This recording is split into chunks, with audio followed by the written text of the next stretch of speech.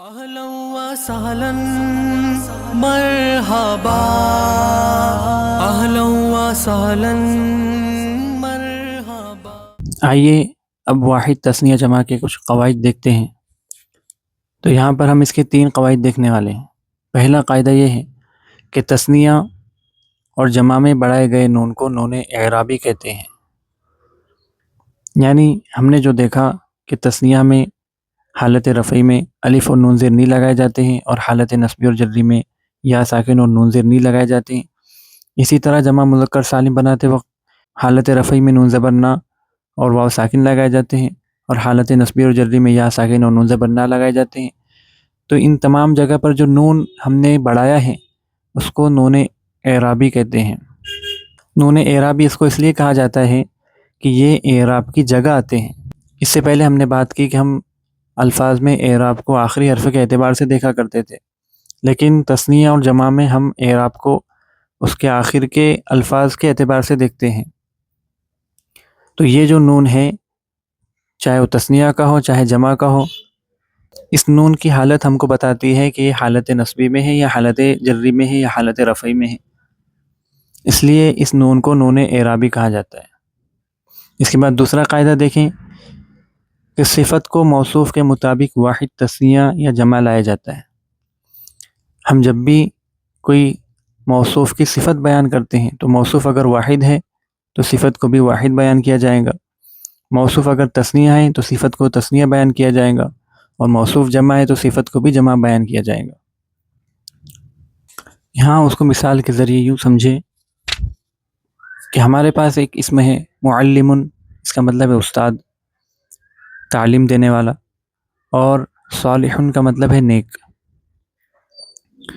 تو اب ہم جب واحد میں موصوف اور صفت کو بنائیں گے تو یہ معلم موصوف ہے اور صالح اس کی صفت ہے، تو یہ بنے گی معلم صالح، اور اگر اس کو الف لام لگایا جائے گا تو یہ بنے گا المعلم الصالح، یہ واحد کی بات۔ اب اگر ہم موصوف کو تثنیہ لائیں گے تو یہ بنے گا المعلمانی، تو اس کی صفت بھی تثنیہ لائی جائے گی، تو اس کو لکھا جائے گا صالحانی، تو یہ ہو جائے گا مرکب المعلمانی صالحانی حالت رفعی میں۔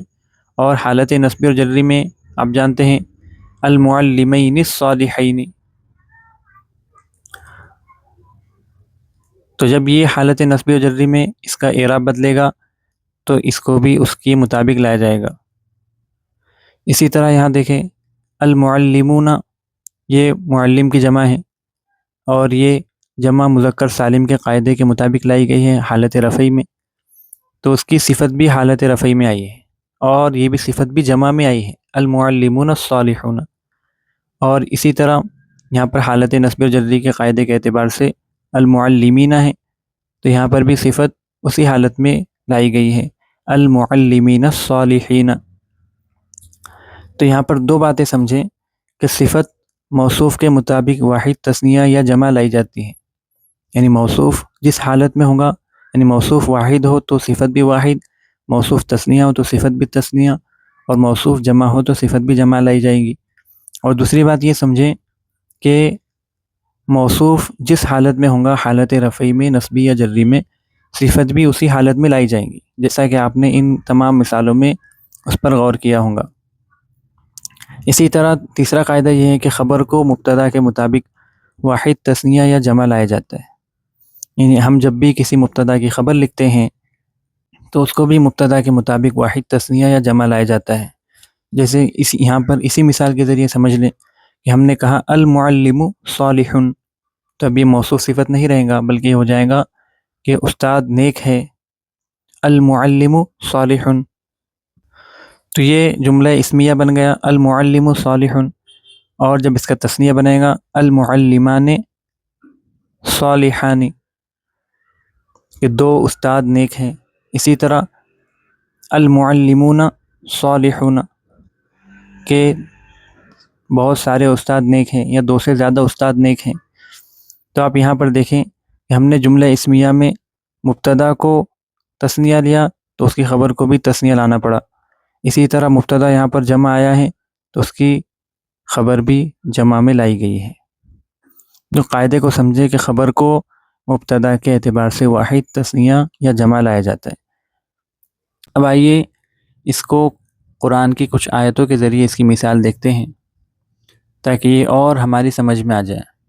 تو ایک آیت ہے سورہ رحمان کی، رب المشرقین و رب المغربین۔ آپ اس آیت میں دیکھیں، اس کا ترجمہ ہے دونوں مشرقوں اور دونوں مغربوں کا رب۔ تو آپ دیکھیں اس کے ترجمے میں کا آیا ہے، کا تب آتا ہے جب مضاف مضاف الیہ کی مثال ہو۔ تو یہاں پر رب مضاف ہے اور مشرقین مضاف الیہ ہیں، اسی طرح یہاں پر رب مضاف ہیں اور یہاں پر مغربین مضاف الیہ ہیں۔ اب آپ یہاں پر غور کریں کہ مشرقن ایک اسم ہے جو واحد ہے اور یہاں پر اس کا تثنیہ لایا گیا ہے، اس لیے اس کا ترجمہ ہوگا دو مشرق۔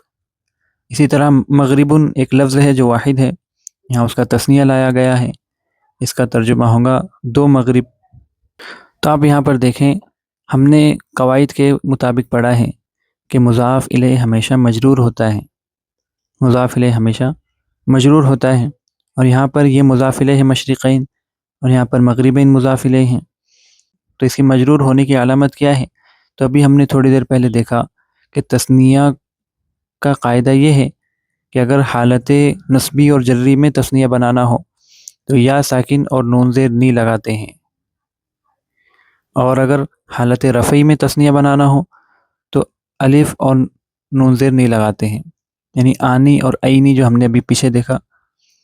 آپ اس کی مدد سے یہاں پر سمجھیں کہ یہاں پر حالت جری ہے تو ہم یا ساکن اور نون زیر نی لگاتے ہیں، تو یہاں پر دیکھیں کہ مشرقن سے اس کو بنایا گیا ہے مشرقینی، اسی طرح مغربن سے یہاں پر بنا ہے مغربینی۔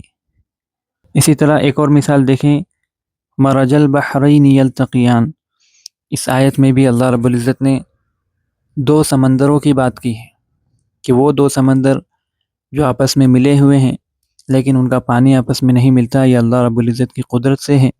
یہاں پر بھی آپ دیکھیں کہ تثنیہ کا صیغہ استعمال ہوا ہے، اور بحرن جو واحد ہے اس سے تثنیہ بنایا گیا ہے، اور وہاں پر بھی یہی قاعدہ ہے کہ یا ساکن اور نون زیر نی لگایا گیا، اس لیے کہ وہ حالت نصبی میں ہے، تو وہاں بحرن سے بحرینی بنا ہے۔ اسی طرح اسی صورت سے ایک مثال دیکھیں، فیہما عینان تجریان، یہاں پر دو بہنے والی نہروں کی بات ہو رہی ہے۔ عین کہتے ہیں نہر کو، چشمے کو، تو یہاں پر دو چشموں کی بات ہو رہی ہے۔ تو آپ دیکھیں عینون ایک واحد اسم ہے اور اس آیت میں اس کا تثنیہ لایا گیا ہے، اور تثنیہ حالت رفعی میں لایا گیا ہے، اس لیے کہ ہم نے پڑھا کہ حالت رفعی میں تثنیہ بنانا ہو تو الف اور نون زیر نی لگاتے ہیں، تو یہاں پر بھی آپ دیکھیں الف اور نون زیر نی لگایا گیا ہے، تو یہ حالت رفعی کا تثنیہ ہے۔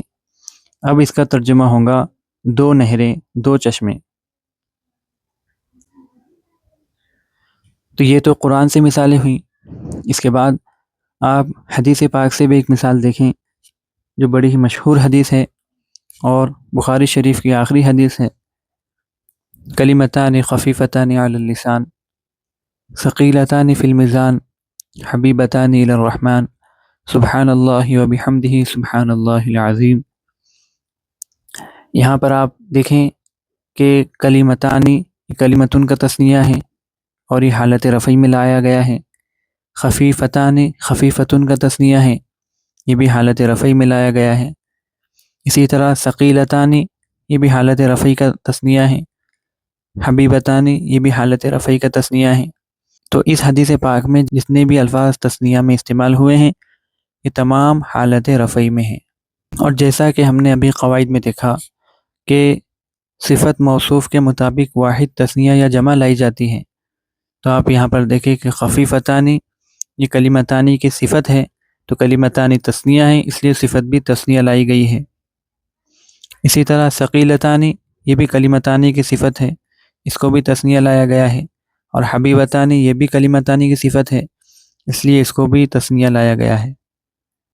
اور ایک اور بات یہاں سے یہ سمجھ میں آتی ہے کہ جیسے ہم نے پڑھا صفت کا اعراب موصوف کے تابع ہوتا ہے، یعنی موصوف کی جو حالت ہوتی ہے وہی حالت صفت کی بھی لائی جاتی ہے، تو یہاں پر کلمتانی مرفوع ہے اسی لیے خفیفتانی بھی مرفوع ہے، اسی لیے ثقیلتانی اور حبیبتانی بھی مرفوع ہے۔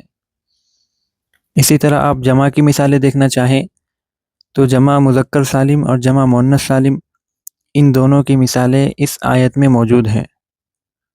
اس آیت میں آپ دیکھیں مسلمین، یہ مسلمون سے جمع مذکر سالم بنایا گیا ہے، اور یہ حالت نصبی اور جری کے قاعدے کے اعتبار سے اس پر یا ساکن اور نون زبر نہ لایا گیا ہے۔ اسی طرح والمسلماتی، یہاں آپ دیکھیں کہ یہاں پر حالت نصبی اور جری کے قاعدے کے اعتبار سے الف اور تا دو زیر تین آیا ہے، اور اس پر الف لام آیا ہے، اس لیے اس کی تنوین ہٹا دی گئی ہے، تو یہ ہو گیا والمسلماتی۔ اسی طرح والمؤمنین جمع مذکر سالم کی مثال ہے، اور والمؤمناتی یہ جمع مؤنث سالم کی مثال ہے۔ یہاں پر بھی حالت نصبی و جری کے قاعدے کے اعتبار سے الف اور تا دو زیر تین لگایا گیا ہے، اور تا دو زیر تین کی جو تنوین ہے یہ الف لام آنے کی وجہ سے ہٹا دی گئی ہے۔ اسی طرح آپ ساری مثالوں میں سمجھ سکتے ہیں والقانتین والصادقین والصابرین والخاشعین والمتصدقین والصائمین والحافظین اور والذاکرین، یہ تمام مثالیں جمع مذکر سالم کی ہیں۔